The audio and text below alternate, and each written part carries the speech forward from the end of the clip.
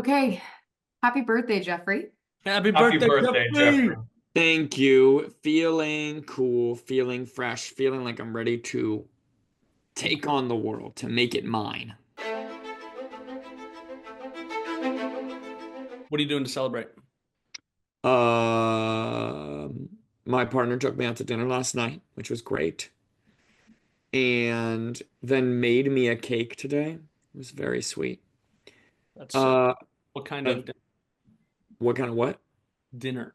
It's this really nice ramen place that I love, Moto-E, Fuck yeah. Moto-I. One of the I don't know, but love it. It rips.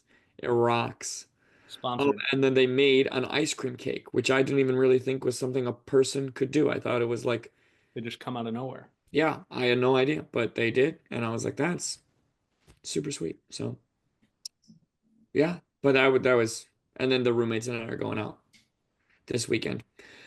All right, well, that's my very genuine answer to. I also had to, beat up the birthday goblin. I had to find him. How So. was it? How was it this year beating up the birthday goblin? It was well, because here's the thing. A lot of people think the birthday goblin is like aggressive. Like I have to like take on the birthday goblin. The birthday goblin pleads every year to not get the shit kicked out of him, but Right. it's the rite of passage. It is. It is. And he appears every year in your room, and you just have to be awake at the right time to just Yeah. start teeing And he off. goes, please no, please, please not this year, please, Right. please. But he Jeffrey, can have you only ever run it. not Sorry, have go. you ever not woken sorry, have you ever not woken up in time to beat up the birthday goblin? Once, once when I was 19. And A bad because the year. thing is, if you don't beat up the birthday goblin on your birthday, they Right. beat you up every other day of the year. Yeah. And they get way stronger. I'll tell you what, March 18th birthday goblin is crazy. March 18th birthday goblin is fucking blowing my back out. Right? He's coming up behind me. I'm not seeing him. He's just giving me back shots. It's crazy. Just So, from the left and the right. Just coming in yeah, hard. Just Back shots. all around. he's filling up my stomach with his fist. Right? So, it's brutal. So, I Why sit I'm not prepared for this today. I don't know why this is. I learned, and so every other birthday, it's been an all-nighter. So if I suddenly ever have to leave this call, it's because I'm duking it out with the birthday goblin. Do it live. Yeah. That's Green fair. Sure. world Take off star. the green screen and let's see it. Let's see it. Let's see me go to town on a goblin. Yeah. You'll be the one giving him back shots today. Yeah. Well, he begs for mercy. Oh, nope. Goblin back shots, baby. Goblin Backshots. Goblin Backshots would be a good band name. That's not bad. Yeah. Jeffrey, actually, this is for everybody because we were just talking about it in order. Who would you want most at your birthday party? Whoa. Of us here or of like people in general? Us here. Yeah, Want to hear? list every person you know in order that you'd most want at your birthday party. We want to Actually, see I your wanted list to. of I was that. thinking about asking Max because he's talking about birthday parties, but It's the same it's the same as the dating list. It's the same as the easy to hard dating list. maybe for you, but For me. Yeah. So here's the thing. It's Just got to kidding. be, I want you on my birthday, Josh. yeah, it's got to be Josh first because we go way back. Um, and then Max and Avery pull pretty close, but in terms of just party atmosphere, Avery, I'm so sorry. No, it's okay. But Max edges you out. Yeah, yeah, And yeah, yeah, yeah. then I would say probably actually, and then I would say I'm third, and then Avery's spot, and then No, no, no. That's super cool. That's super, super, That's fun. super so fucking. I would feel bad if Josh wasn't there given the times, but like I would want to see him there, but I am third on the list. Yeah. No, I get it. I get Yeah. it. That's what I said last year too. Yeah, What it's about said you? with nothing but light and love. Yeah. Hey, and I hear that. I hear that. I'm receiving it. And Yeah. If I had a no list harm. of four names, you'd be on it. Wow. Wow. That's incredible. That's incredible. Well, fingers crossed for next year. Who do you think would be best to worst road trip partner? No, We're talking about, I'm worst. I'm bad. I'm You're bad as worst. a passenger and as the driver. I'm not good. I'm not good for either role. It's funny because there are two pairs on this call who have taken a small road trip together just this last summer.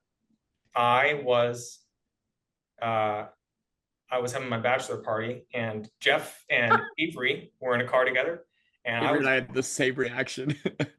And can I just say, for people who don't want to see each other on their birthdays, we had a blast. We had a great We had a time, great time. yeah. but it paled in comparison to the time that Josh and Max had. Man, I'll be honest. I'll be honest with you guys. That was we got a rough shakeout for all, and it wasn't not one of us was short-ended. Not one of us drew the short straw. All four people in our car, I think, had a subpar time in the dynamic in which we were placed. What I think is crazy is not counting your brother, Josh. The other three people in that car, Max, Josh, yeah, and a friend. All three of them in pairs are great friends, but as a group of three, I cannot possibly think of three more different people who would who would vibe less as a trio. That is a group that there is never, I can't think of a single anything in which they would have a consensus on. I feel like I didn't have that bad a time because I kind of forgot about this road trip. But now I'm remembering. Now that you bring it back up, I do remember yelling at you about your speed limit, and then we got in a lot of conversations about what we got into some weird conversations that started with just talking about TV shows, if they were good or not, and then they went way haywire from there. Max, I can tell you why you don't remember it that well, and that's because this was you on the entire time. I was on my phone. I was on my phone the whole time. I remember that. And then I felt sick. And I felt sick. Max was definitely talking at one point because I will never forget our car zooming around, blaring, I think, Whale Cock by Kim Petras for like the 5th time in a row. Getting out, vibes are high. And all three of you guys are arguing about Game of Thrones House of the Dragon. And We it's were House of Dragon. contentious. Oh wait, People were mad. I remember I got angry again. I remember Josh saying he supported the Greens. I'm fucking pissed. I remember how I felt. Okay. I think for road trip partners, I think that it's a toss up because I know that Jeffrey would get on my nerves a little bit more than Avery would. I know that he would sometimes intentionally just ratchet it up for no reason and not let go of a bit for like a good half hour. But Jeffrey does have the bidding power to keep me engaged, whereas Avery wouldn't make me incredibly upset at certain junctions, and so Avery's high up there. Okay, first off, great. Okay, first off, I think Josh and I would be good road trip partners because he's my friend. So kind of interesting, Josh's reasoning of just my entertainment value. Josh is my friend, and I would. I was gonna say, am I not Josh's friend too? Fuck you. Yeah, well, Josh is my friend, and I would walk. I would walk before I'd go on a 7. I'd be like, no, we're not doing this. Mostly out of guilt for how I'd make him feel. But you know what, Max? Yes. I actually think that you and I, if it was just you and me, I think we'd have a blast. It'd be better just you and I than a third person. If we had a third person, we would have a bad time. We have this, what's it called when there's, in chemistry, a catalyst. A third person for you and I is like a catalyst for a bad reaction of like, it accentuates the things that don't work. Because I start noticing the ways you're interacting with the third person that I'm like, no, that's wrong. That's wrong. Whereas just you and I together, we have a lot of things we like to talk about. Yeah. Let's talk about the four of us in a car together. What would that look like? Who'd be driving first off? Josh, there's absolutely no way you would. He wouldn't let anyone else do it. Yeah. I would sit passenger side, but I would be purposefully grabbing at the wheel as a bit until Josh sent me to the back. I'm back right. I'd be doing the bit I did in LA where I'm trying to make eye contact with the other drivers from the passenger seat until Josh made me send them back. Josh did not like that bit. No, I did not. Hey everyone, and welcome to Gaslight Gameshow, the only character-driven game show with real-world consequences. This is episode 21 of season 2, Gaymation. Every week a movie is selected and we all watch it. And every week each of our 3 contestants creates their own character and writes reviews for that film in their voices. The contestants swap their creations amongst themselves and read each other's work here live for the first time, responding to questions as the characters they wrote for one another. The catch? I have to guess who originally wrote what. Every episode has a winner and a loser. Winners get rewarded, and losers get punished. Losers get punished. No one is safe, not even me. As always, our contestants are Josh Horst. Hello. Avery Baker. I feel differently about Jeffrey now. And I'm your host, Max McCune. This week, we have a very special featured guest, Jeffrey Nolan. Jeffrey, would you please tell everyone a bit about yourself? Hey, my name's Jeffrey. Oh, man. Oh, pretty brutal. I just saw the thumbs down. Well, I don't want to do it. I don't want to do it anymore. Do a birthday bit. Do a birthday bit. Dance, birthday boy. Hey, oh, is it your special day? Is it your special day, Jeffrey? Is this Jeffrey's day? Are you 27? All right. Before we start, let us say...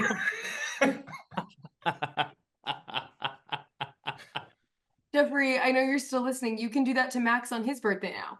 I gotta get some water. Getting some water.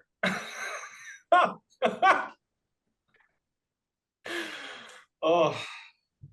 Jeffrey, come back. Oh, there he is. That's our special boy. All right, before we start... Jeffrey doesn't like that. Okay, I'll stop. Jeffrey, come back. I was kidding. Okay.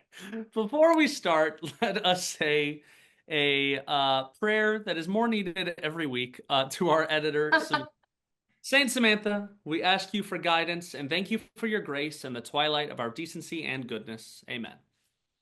All right, moving on. Today, for episode 21 of season 2, Josh elected that we watch Wallace and Gromit: Vengeance Most Fowl, or as I like to call it, Blackfish, if it was whimsical, stop motion, and the good guys won. But before we discuss how orcas are called killer whales for a reason, we have some business to do. Everyone, what time is it? Punishment time. That is right. It is punishment time. Last week, Josh won, which should be punishment enough. But with winners come losers, and last week I lost. And what do losers get? Punished. That is correct. I lost, and as punishment, I had to go out to a bar, any bar in America. No one had to be there but the bartender. At that bar, I had to be there for an hour, and I had to wear a tail. Every other piece of my outfit had to be normal, but I had to wear a tail, and I had to ask if the bartender has milk. And because they bribed me by buying the tail, I had to ask for it in a bowl. And I have a video of the outing to show you all. Is everyone ready to watch the best night of my life? Yeah. All right.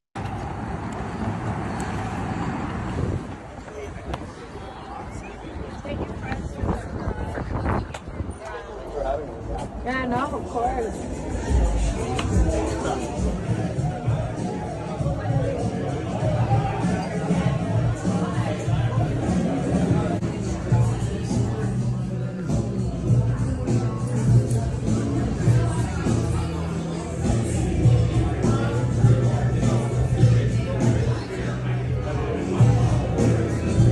What's up, man? You have a bowl of milk, like straight up milk, do you? Milk? Milk? Yeah. Let me check. You don't. If not, 2 Aperol spritzes, please. Thanks.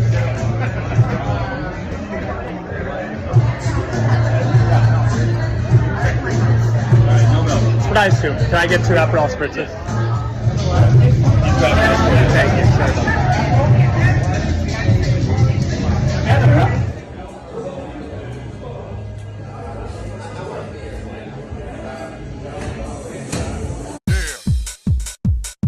Welcome to the farm. Did you know there are more than 350 breeds of horses in the world? And I am one of them. Old Billy was the oldest recorded horse who lived to the ripe old age of 62. This one is for you, Old Billy. Yeah! Long mane, big hoof, shiny coat, what's new? Small ear, so cute, nice tail, good mood. Good mood. Good mood. Long mane, big hoof, shiny coat, what's new? Small ear, so cute, nice tail, good mood. Good mood. Good mood. I walk, I trot, I lope, I gallop.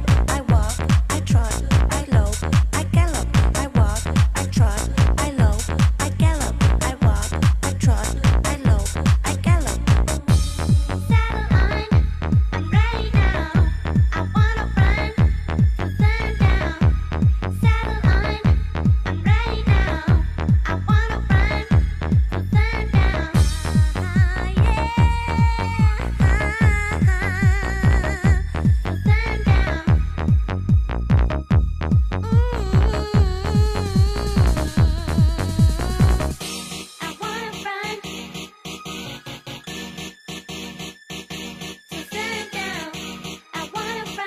Horse Girl was a nice touch. Love that song. Yeah, that Yeah. rocked.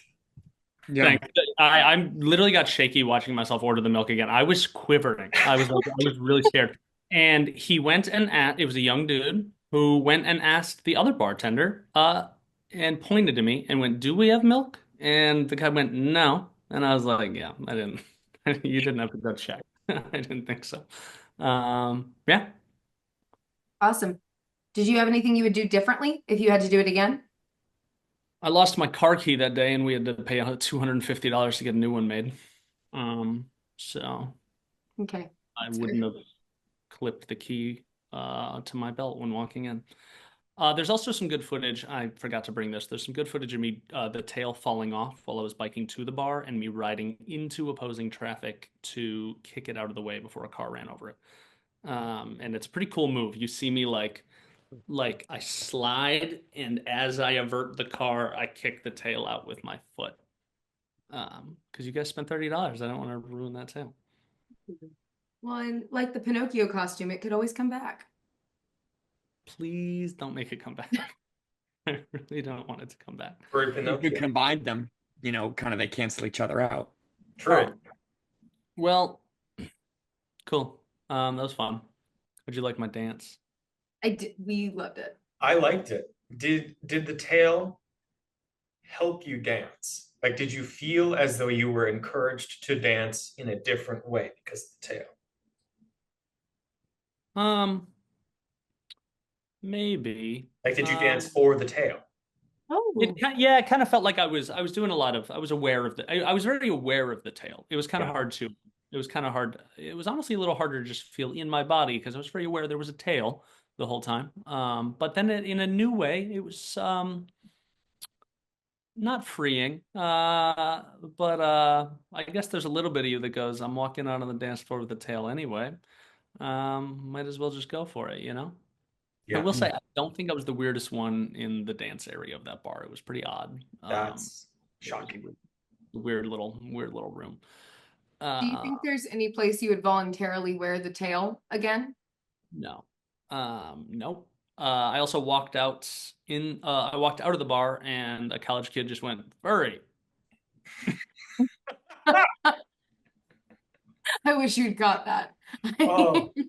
That was as I was taking it off and getting into the Uber. He was like, "Furry." I was like, "Yep, hell yeah." And he went, "Hell yeah." I was like, "Cool." So shout out that guy. Shout out Holiday Club in Chicago. Fun bar if you want to wear a tail and get a horrible Aperol spritz. Just so bad. All They right. probably made it bad because they were like, "This is for that freak who wanted." Yeah. No, they were not thrilled. Let's make him leave. Before we hear, I was like, we gotta wait an hour, and then I can get the It's fuck out of here. no worries. Before we hear what these three, also I babysat my friend's baby that day and had to go with the tail in my bag because we went to the bar after. So I was like with this baby, like furry tail ready. Before we hear what these three wrote, let's chat about the movie. On IMDb, the synopsis for Wallet and Gromit: Vengeance Most Fowl is top dog Gromit springs into action to save his master when Wallace's high-tech invention goes rogue and he is framed for a series of suspicious crimes. I'm sure we all have lots to say. 5 minutes is on the clock. Let's discuss. All right, what do we think? I thought it was super cute. It was cute. I like Wallace and Gromit. Big for me when I was a kid. I like that they called back to several of the original episodes. Super cute, super solid kids movie. I don't know that it was my favorite movie I've ever seen as an adult, but it wasn't made for me. So I'd probably give it a 6 out of 10. But just that's a preference. Yeah, I think it's probably an 8 out of 10 kids movie. Yeah. Similarly, I'm a huge Wallace and Gromit fan. The original, I think, trilogy I love, and Vengeance Most Fowl, or whatever the first one's called with Feathers McGraw, is my favorite of those three. I always love that one. He's an amazing character. Still really good in this one. Similar to Curse of the Were-Rabbit, I enjoy the shorts more, both for nostalgia and just I think it lends itself more to a short, intense storyline as opposed to a more drawn out thing. But I do think this movie was very, very good, and I think I would give it a 7. Again, talking about personal preference, I think it's a very, very well made movie and very fun. Yeah, artistry is amazing. Yeah, I loved it. I love Wallace and Gromit. The original shorts are amazing, and Curse of the Were-Rabbit is in like my top 10 movies, period. I think it's a masterpiece. It's a strong 10 for me. And comparing this to that, it doesn't stand up, but that's because it's not that. It's not Curse the Were-Rabbit. Like the set pieces aren't as grand. The images and the visuals aren't as out there. And the story wasn't as like Curse of the Were-Rabbit had, not to make this a review, but Curse of the Were-Rabbit had like Pixar level story tightness. And this was more like a DreamWorks. And I would give it an 8 because of all of the things that I love about Wallace and Gromit being present. But that is all under comparing it to the rest of the rest of the body of work of the Aardman troupe, it's hard because you're putting it up against like a bunch of like real like home runs. So 8, strong 8 for me. oh yeah. I would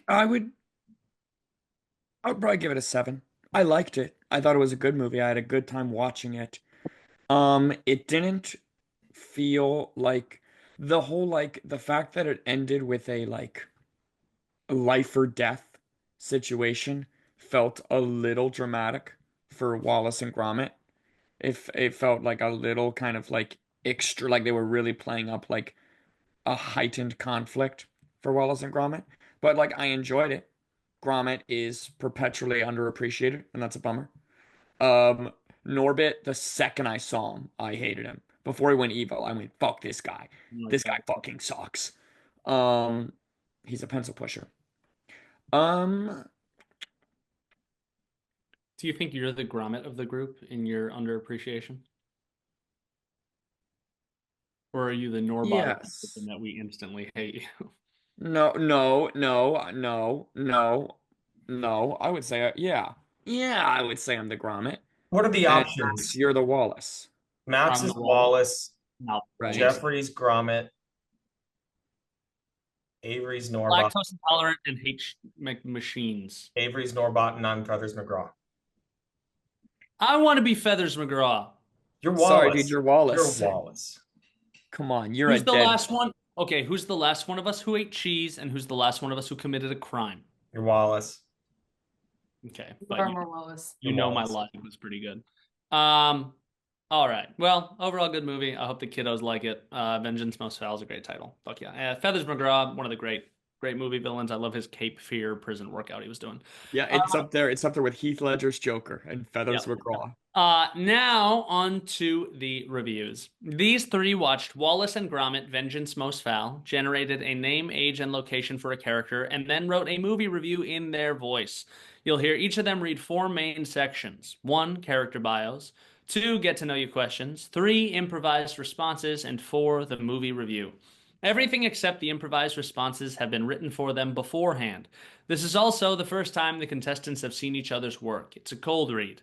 They have no idea what they're about to say, and I have no idea which of them made what character in corresponding review. The writer is not necessarily the reader, and I have to guess who wrote what. They're trying to trick me because if I get them all wrong, I lose. But if I get even one right, then whichever one of them I score the lowest is the loser. No matter what, someone's getting shafted. There will always be a loser, and Losers get punished. Get punished. Right, I like your pan Hail Mary. thing. We'll start by getting to know each character with a structured interview, do some off-the-cuff Q&A as a group, and to finish off, we'll hear the reader's movie review. Our first reader is Avery. Avery, would you please introduce your character and give us the title of your review? My name is Frederick Mueller. I am 70 years old. I live in Berlin, Germany, and the title of my review is The Brutalist. All right, how's it going, Frederick? Would you tell us a little bit about yourself? I awoke in the mud, my black eyes first sight being the backs of mine cowardly progenitors, hurrying away from the soft snuggles orphanage. The creatures there were feeble-minded, but I wanted nothing, and so I ground them beneath my boot. I climbed over their backs to escape, and I swore that I would bestride the world. I became an architect. I rise the stony earth to encroach upon the territory of God himself, and I sweep aside all who dare to oppose my ascent, sending them mewling back to their women. Unfortunately, one must keep up appearances. And so I married a woman myself, the granddaughter of my most bitter rival. I filled her with my spawn, and when she proved barren, I cast her aside for another and another until I was finally given und heir, one to take my place as conqueror. But he is 5 now, and has proven himself soft, a weakling, a nothing. Interesting. All right. Well, Frederick, what is your favorite thing about being a father? One learns to cherish the silence.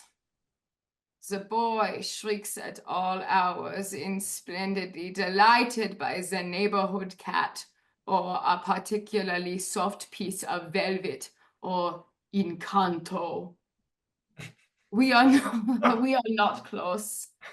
He doesn't play with the toys I reluctantly offered, preferring a chockable piece of rainbow-colored string to my heavy concrete blocks and wire monkey.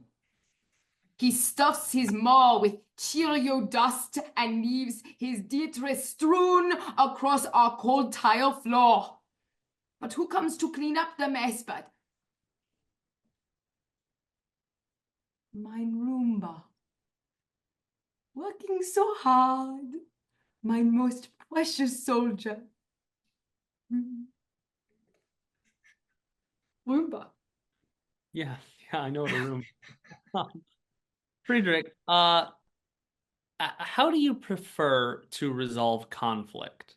I grind their bones to dust. I suck the very air out of their wheezing lungs. I dominate the very fabric of their trembling knives. The Nice. boy has been told by his school mom to hug it out. He once touched my trouser leg in supplication, and I didn't allow him to see my face for a month. My greatest mistake. Little Roomba resolves nothing. There is no conflict between a hammer and fleck of dust. Little Roomba simply crushes everything in his path. He is sleek and clean and efficient and unstoppable. He is perfect.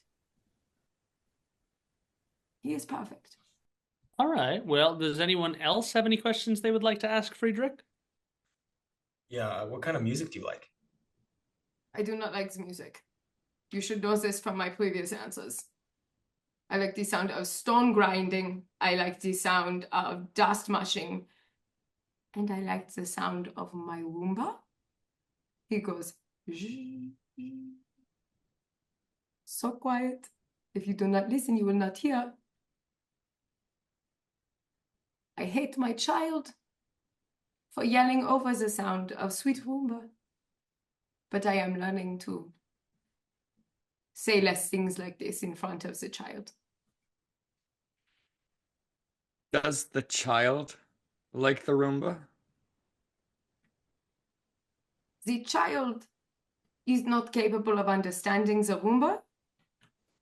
He tries to pick up the Roomba, and when that happens, he has to stand outside and face the wall for many hours.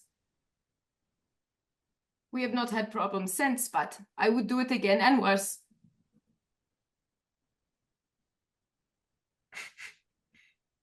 All right. Well, Friedrich, what did you think of the movie? I wanted to watch The Brutalist. But the boy would learn to be strong, watching Adrian Brody struggle valiantly for that Oscar. And instead, as I left to grab the restraints to stop his flouncy, excited bouncing, the woman switched the movie to Wallace and Gromit, Vengeance Most Fowl, forgettable, cloying child's fare. But I did like the gnomes. Nifty Norbert is a brutalist himself. He makes the yards powerful and intimidating. He has no wasted movement. He works for the sake of the work. Much like my little Roomba. Little Roomba is not flouncy. He does not twirl his delicate locks around his finger. He is perfect. I will raise little Roomba towards the light. He will want for nothing. He is what the soft animal of my body loves.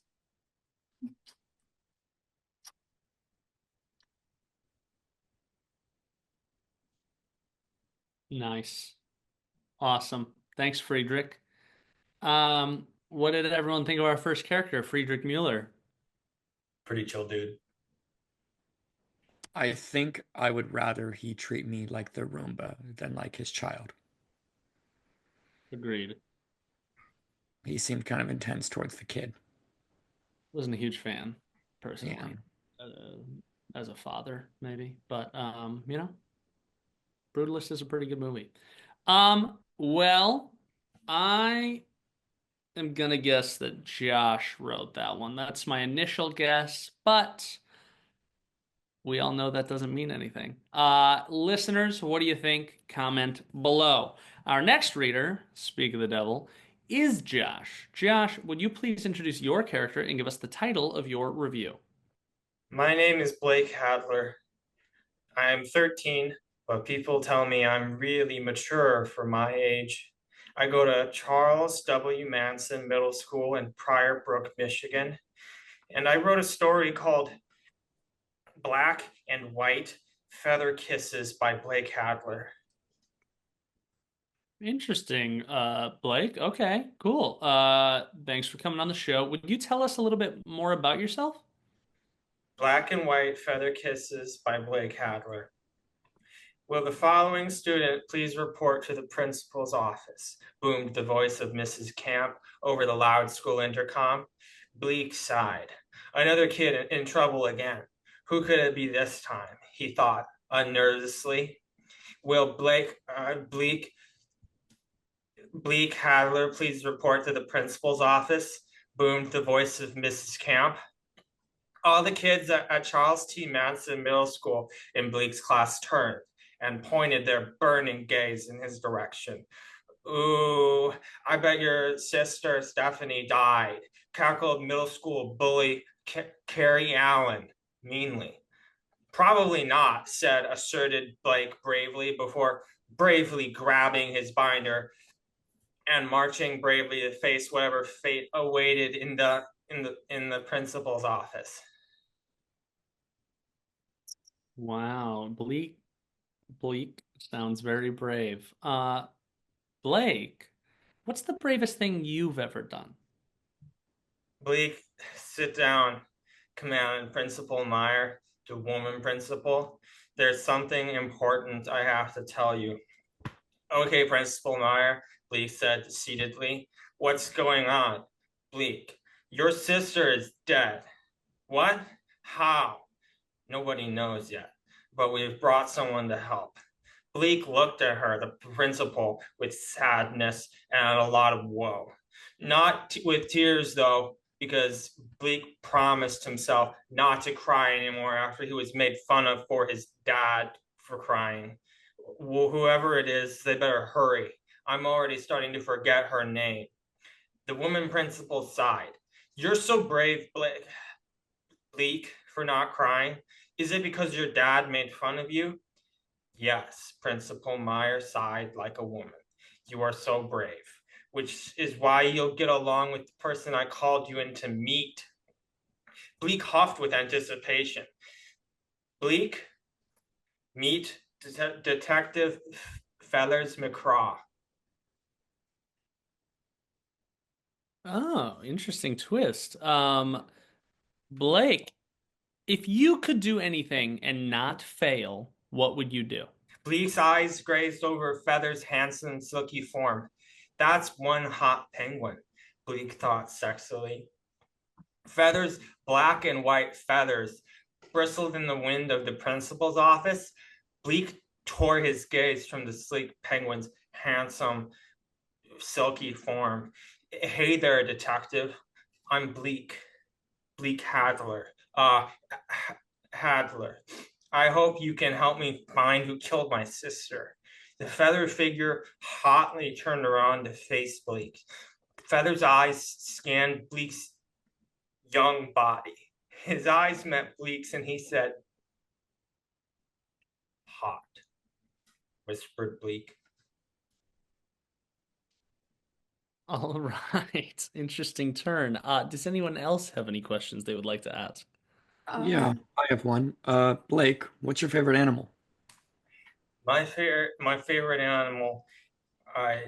There's a lot of favorite animals that I have, but the one that I like the most is probably the penguin.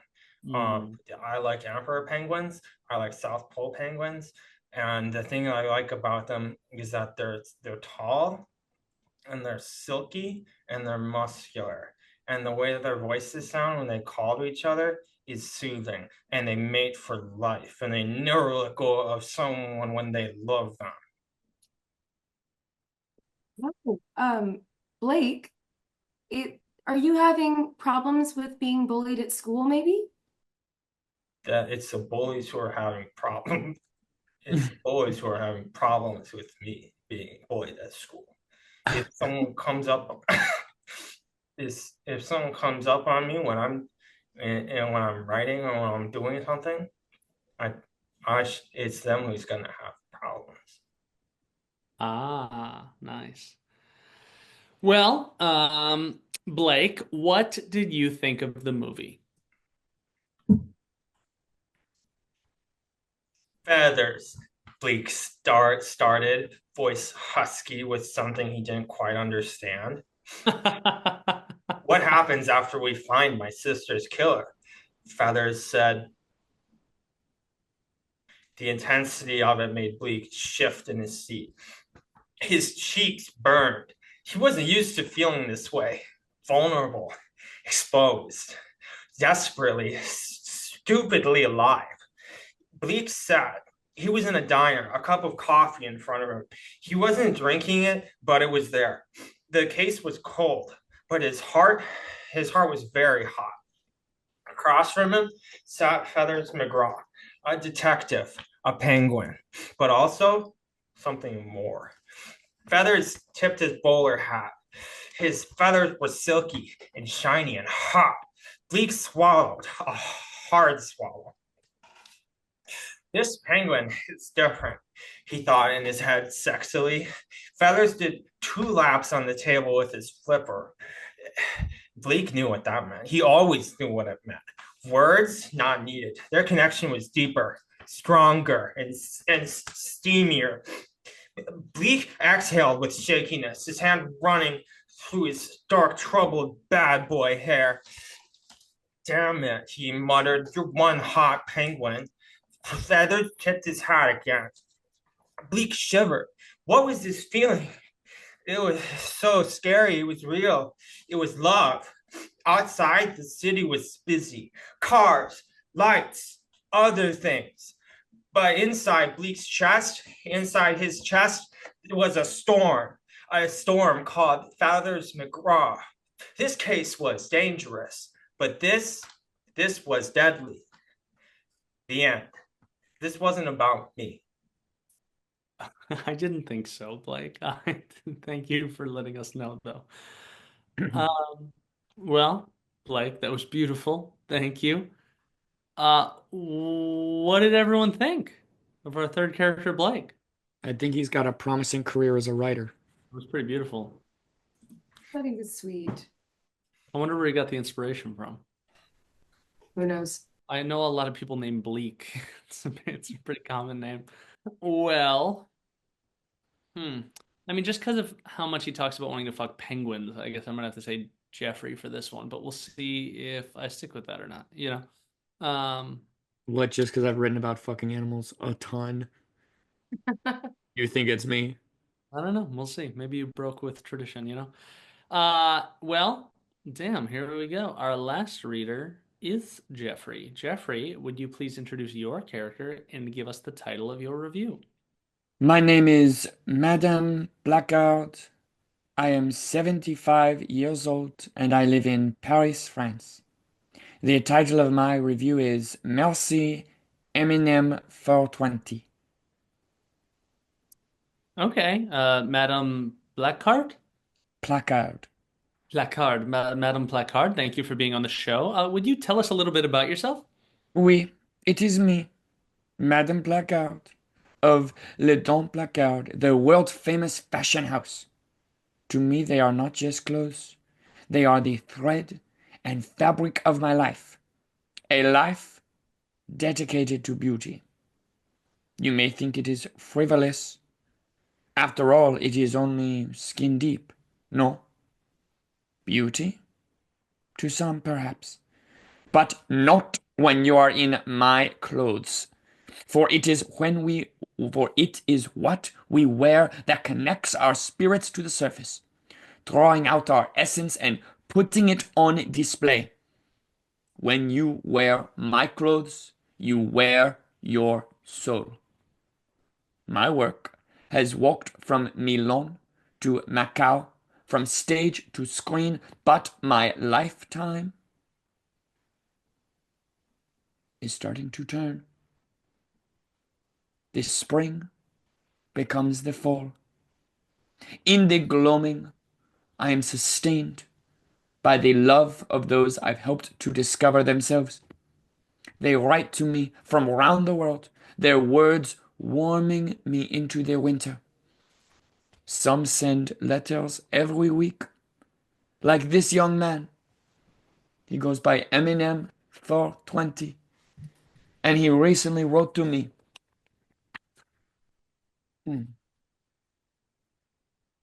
I love my green sweater vest. In my green sweater vest, I am the most me I can be. Also, I live in Chicago and I'm afraid of bats. He never misses a week.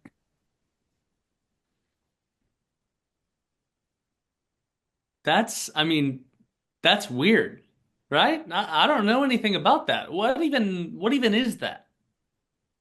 Oh, any true fan of my work knows my most famous fashion line, 1989 Cucked Man, where I distilled the essence of cuckery into a single garment.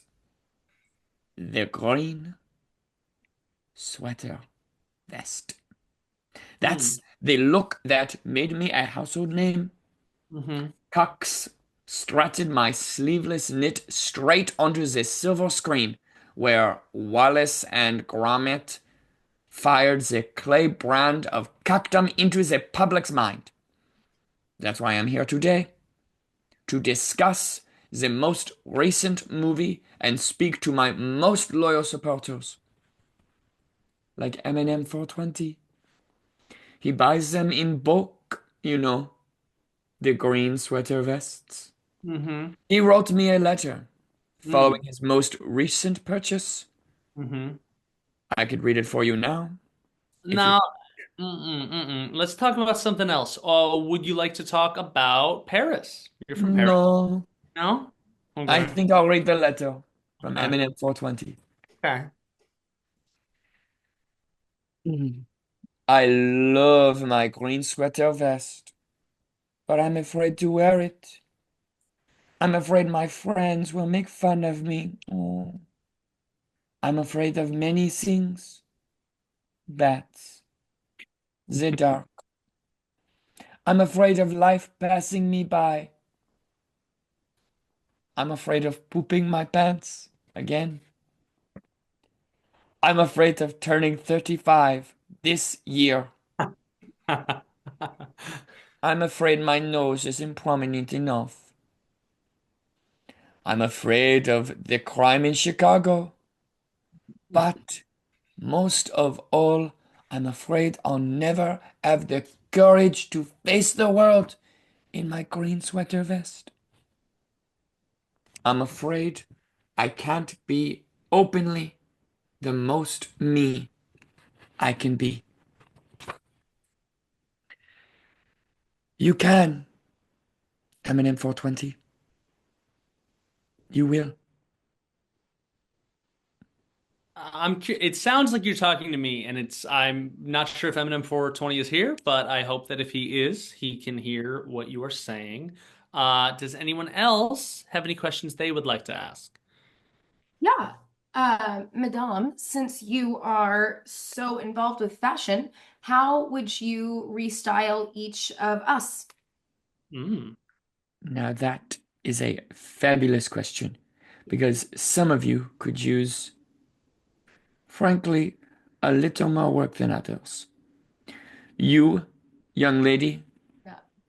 no change. Oh, Perfect.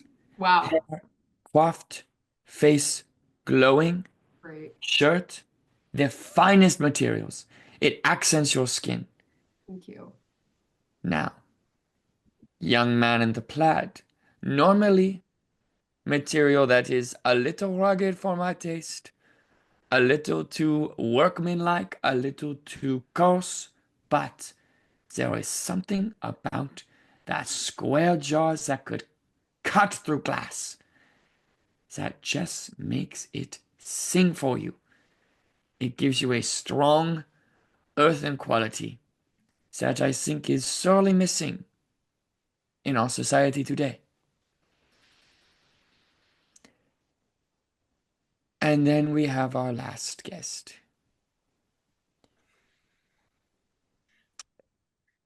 I appreciate the effort. I think sometimes when people are struggling to find their style, they do a lot to their hair, to their clothing, putting things on, and sometimes less is more.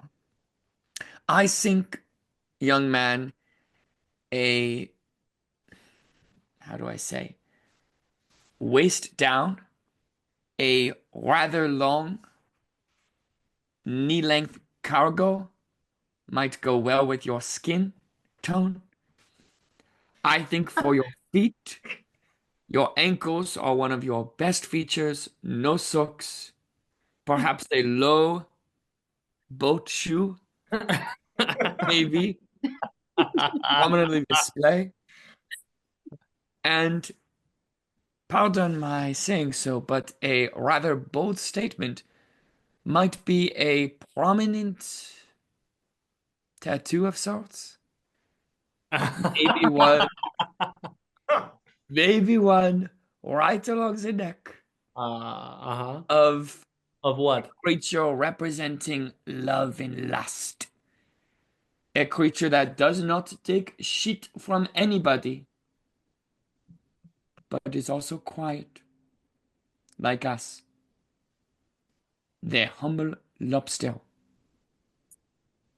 Interesting. That'd be nice. And then also just a buzz. I think starting from ground zero on the front might be good as well. Okay. Uh, okay. And anything on top? Any top I should? No, Oh, okay. no, it's going to be better to see what we're working with there. Okay. Well, I have a question what- real quick. oh yeah, sorry. What's your favorite food? We are in Paris after all. Les escargots. Okay. When I am working, I'm not done.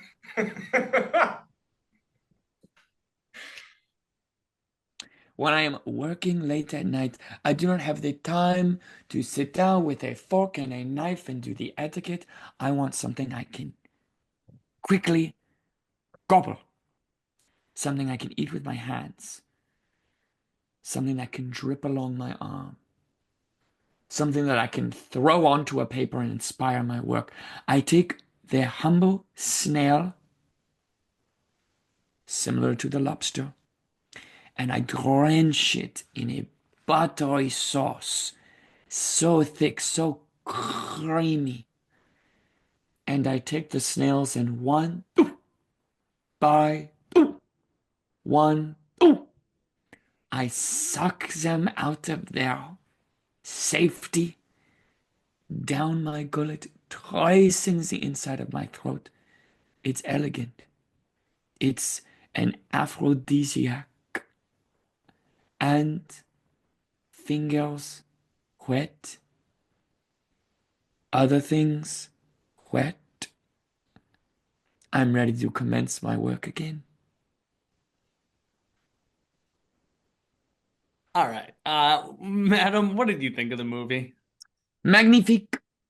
It warms my heart to know that my work lives on, finding new life in the hearts and minds of those who enjoy the essentially cuck-ish style of the British clay man.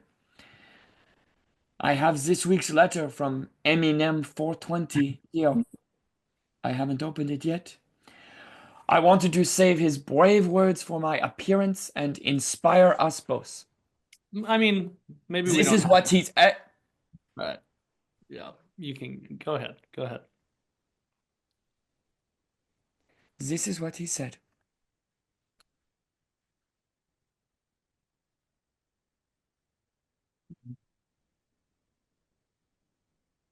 I love my green sweater vest.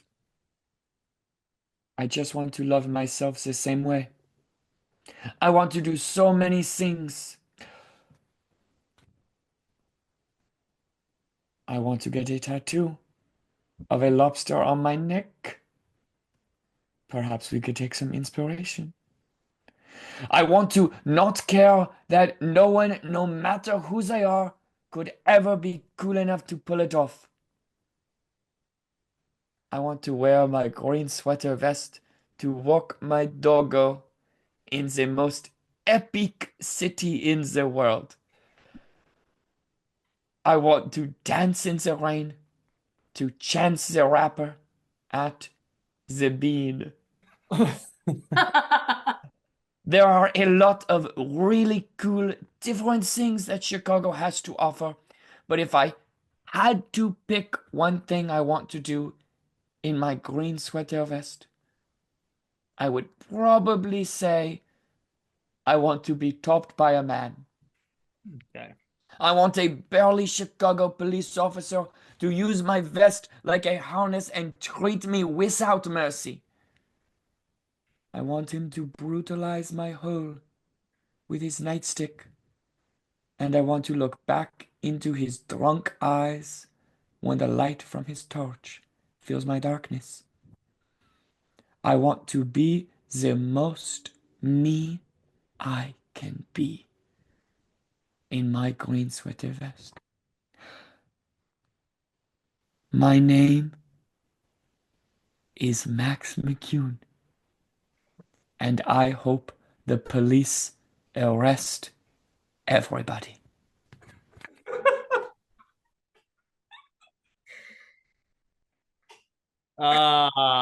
That's not me. Not me. I wouldn't say that stuff. That's not me. It's got to be a different one. Different A Max. different Max McCune living in Or Chicago. topped by a man.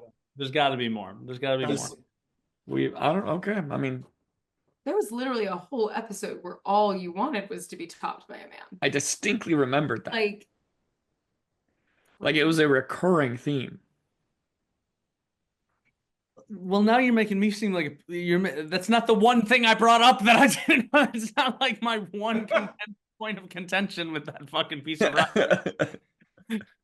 I don't know. Max says it would be me, but I don't want to get topped by a man. But everything else, I guess I can't argue with. I don't know who wrote any of I don't know who wrote it. I didn't fuck that person. It's nice to know, it's nice to be known so much that they know exactly what I wouldn't like. That's what that is, everybody. I don't like bats and I don't like the police. Wait, but you did write that. Wait, but you already wrote the character didn't like bats. So then. The character? We can stop kind of talking and. All right. Well, placeholder guest, this is Avery. I don't know who wrote any of them. I'm not locking this in.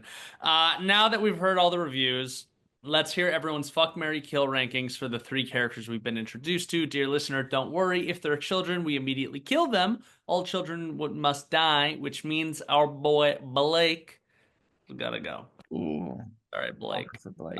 Which leaves us with Madame Placard and don't tell me the name, Frederick Mueller.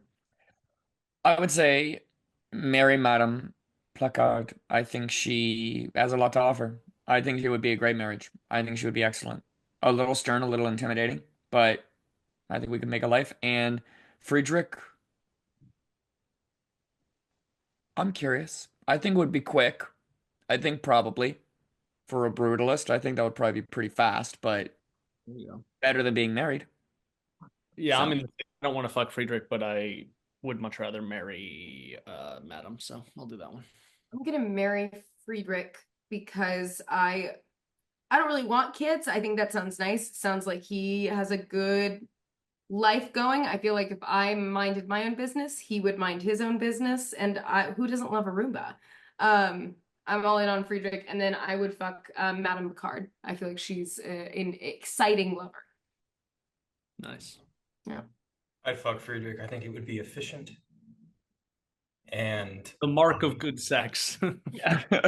Get that shit over with. point A to point B. That's crazy. Why are we And spending so much time What on an it? admission. We're doing the whole evening? Ugh. I'd marry Picard because she's got a good career and she seems sweet. Overall, I like her. She's confused about who's writing to her, but she is kind to whoever was writing to her. All right, before we officially learn who wrote what, I have to blindly rate the writing and reading we've enjoyed. The scoring categories are, as always, 5 points for the funniest written review, which review made you laugh the most, 4 points for the best written review, which review was crafted most cohesively, 3 points for the best performance, which contestant really brought their character to life, 2 points for the best improvised response, which contestant gave the best improvised response, and 1 point for the best improvised question, which contestant asked the best improvised question. Cool. Best improvised question was Avery asking about the design. That was great. That was good. Which also leads me, I think Jeffrey's response to that was my favorite improvised response. Those were good. Nice little 1-2 right there. Best performance, I think I really believed Josh as Blake. Really, really believed Josh as Blake. He made me a little sad. And he got a little too turned on during the poem, and I got uncomfortable.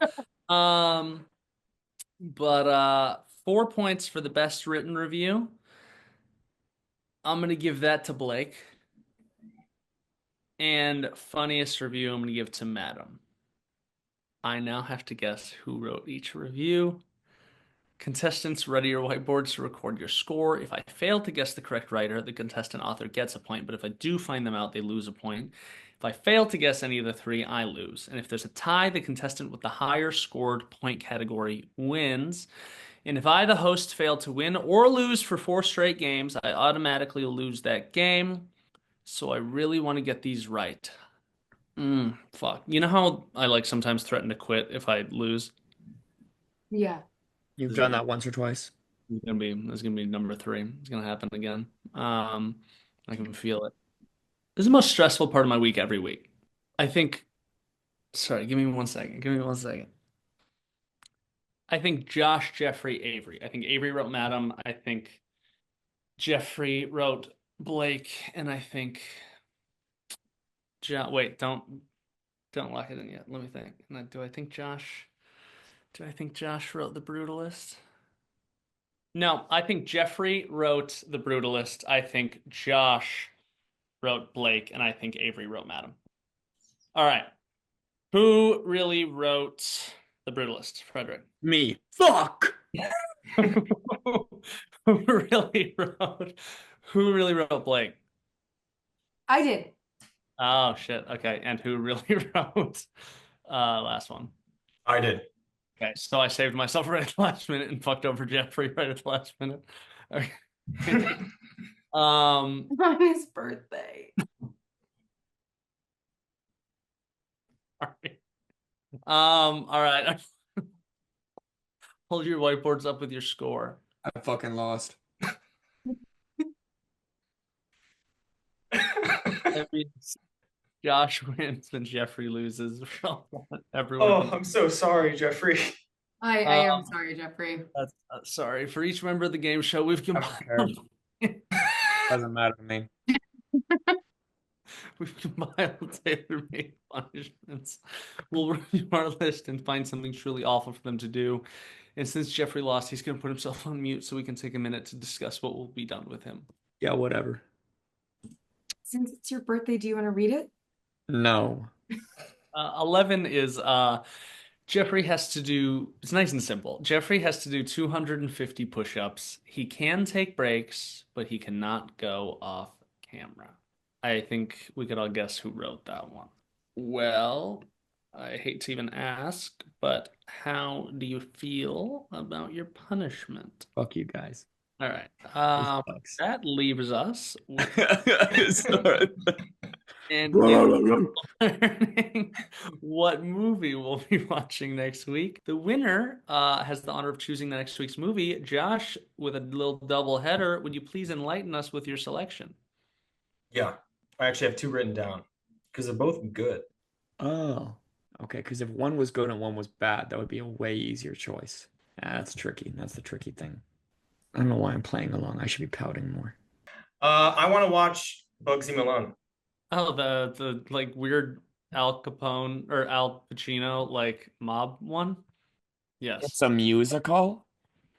Well, that's a fun choice. I've never seen it. Al Pacino said it's the most fun he's ever had. No. Wait, no.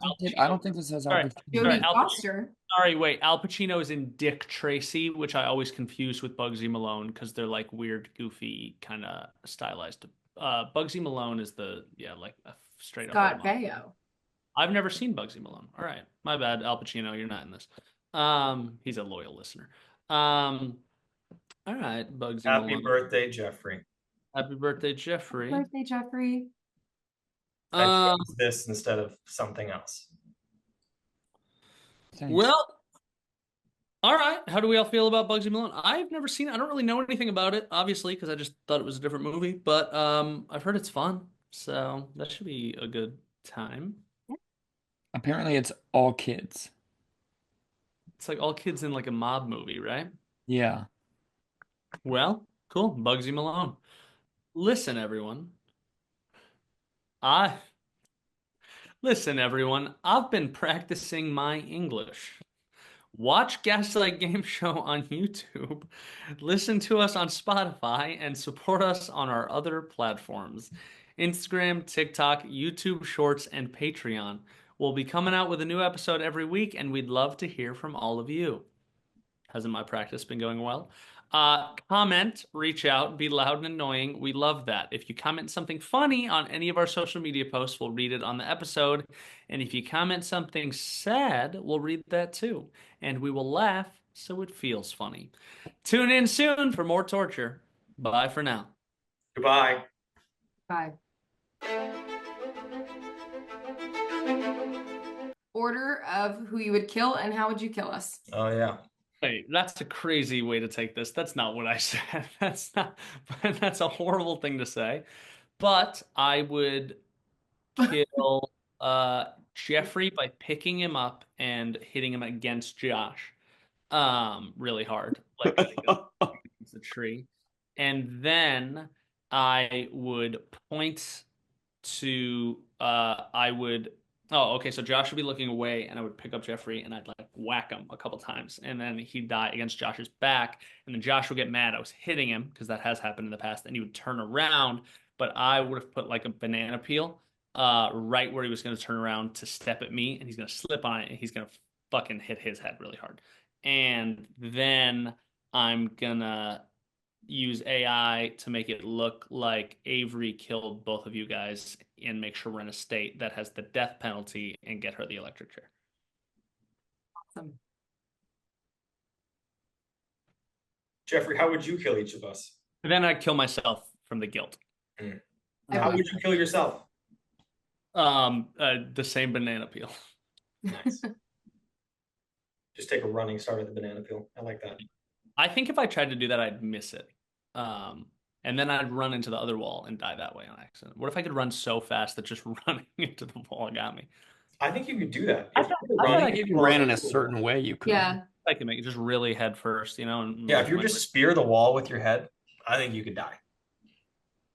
That's our next time we update the punishment list. Try as hard as you can. Run headfirst into a wall. Super punishments are fatal. See if you can kill yourself by running into a wall. You have to try 3 times. Every time you fail, you lose a point.